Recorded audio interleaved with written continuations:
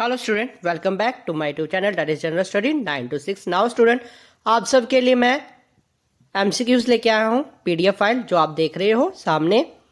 तो ये है जेकेएसएसबी सुपरवाइजर के लिए, ओनली फॉर गर्ल्स के लिए जो सुपरवाइजर था। तो स्टार्ट करते हैं। First question, biological factors of ageing include. पहला है मॉलिकुलर चेंज, दूसरा है सेलुलर चेंज, तीसरा है ए एंड बी, या चौथा है none of them. The right answer is A and B. मतलब कि मॉलिकुलर चेंज और साथ साथ में सेलुलर चेंज दोनों होते हैं, तभी बायोलॉजिकल फैक्टर्स होता है ऑफ एजिंग का। मतलब एज तभी बढ़ती है, अंदर से मॉलिक्यूल चेंज होते रहेंगे, ठीक है। और सेलुलर मतलब सेल्स वगैरह जो होते हैं हमारे, उनकी एजिंग होती रहेगी, तभी तो हमारे एजिंग होती है। तो अब दूसरा क्वेश्चन देखते हैं क्या है। Ageing comes with many a part, problems, obstacles, या चैलेंजेस, या conflict. The right answer is challenges. ठीक है, क्या होता है, एजिंग क्या करती है, हमारे में चैलेंजेस लाती है, नए नए चैलेंज लाती है। तो थर्ड वाला देखते हैं। Society are the parallel force of. जो सोसाइटी है वो क्या है, पैरेलल फोर्स ऑफ किसकी है, इंडस्ट्रियलाइजेशन है, मॉडर्नाइजेशन है, सोशलाइजेशन है, या बोथ ए एंड बी।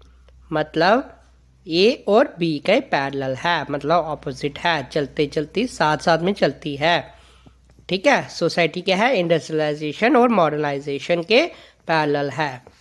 तो अब फोर्थ वाला देखते हैं। Impact of ageing are gender specific, dry skin, sagging skin, या dull glow. The right answer is A part, gender specific. मतलब जेंडर के बारे में हमें पता चलता है। जैसे पुबर्टी के एज में पहले मेल और फीमेल जो बच्चे होते हैं, चाइल्ड मेल और फीमेल दोनों सेम होती है। तो जब पुबर्टी आती है तो उसके कारण क्या होता है कि दोनों में चेंजेस आने स्टार्ट हो जाते हैं। तो इसी के कारण हमें पता चलता है कि ये मेल है और ये फीमेल है।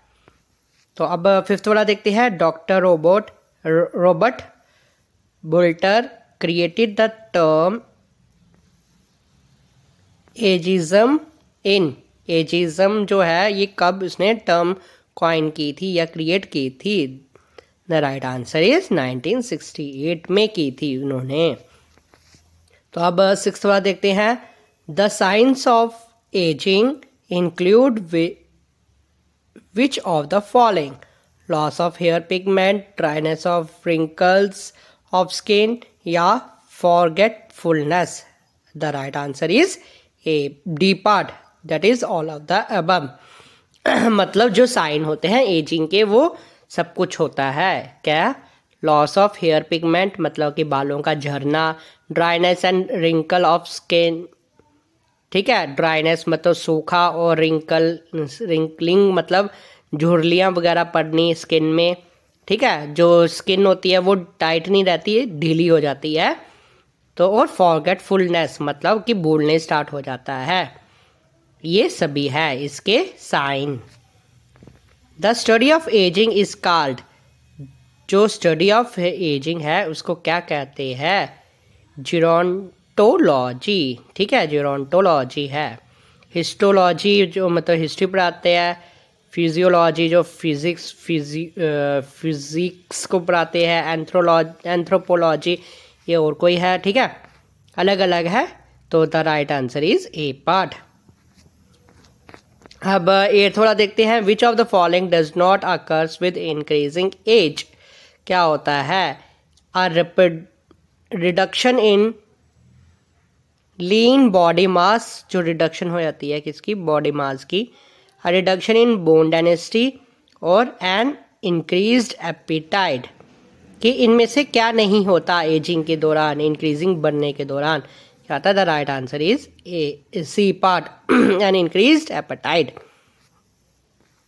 This characterises ageing. एजिंग कौन सा करेक्टराइज करता है, जो करेक्टर्स कौन सा हमें बताता है। A decrease in the metabolic activities, मतलब खान पान वगैरह, मेटाबॉलिक हाजम करना वगैरह, इस चीज़ को डिक्रीज कर देता है। भूख कम लगनी, ठीक है, थकावट हो जानी, सब कुछ होना, ठीक है ना, वो ही है, उसी को कहते हैं एजिंग। अब 10th वाला देखते हैं। ये लास्ट क्वेश्चन है, इसके बाद मैं फिर से लेके आऊँगा, जल्दी ही लेके आऊँगा। तो हो सके तो ज़्यादा से ज़्यादा सब्सक्राइब कर देना और शेयर भी कर देना। जिसको JKSSB सुपरवाइज़र की अगर लेनी होगी कोचिंग, वो मुझे कमेंट कर ले, तो मैं उसको कमेंट में बता दूंगा क्या है प्रोसीजर, ठीक है। अब 10th वाला देखते हैं क्या है। Degenerative changes takes place during, the right answer is C part, both in ageing and metamorphosis. मतलब degenerative changes takes place during, मतलब जैसे आँखों का कम होना, नज़र वीक होना।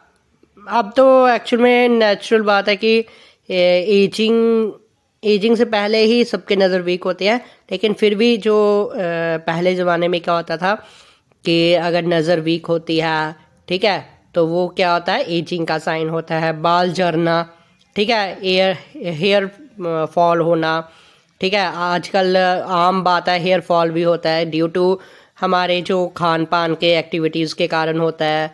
और साथ में आपको पता ही है कि हमारे खान पान में क्या क्या डाला होता है उन्होंने, केमिकल्स वगैरह इसके यूज़ होते हैं, फर्टिलाइज़र्स के यूज़ होते हैं। इसके कारण क्या होता है कि एजिंग जल्दी होती है, और जो साइंस हमें दिखते हैं एजिंग वाले, वो पहले ही बिना एजिंग के दिखने स्टार्ट हो जाते हैं। जैसे नज़र का वीक होना, आँख, उसके बाद याददाश्त भूलना, मतलब कभी कभार भूल जाते हैं, बच्चे भी भूल जाते हैं।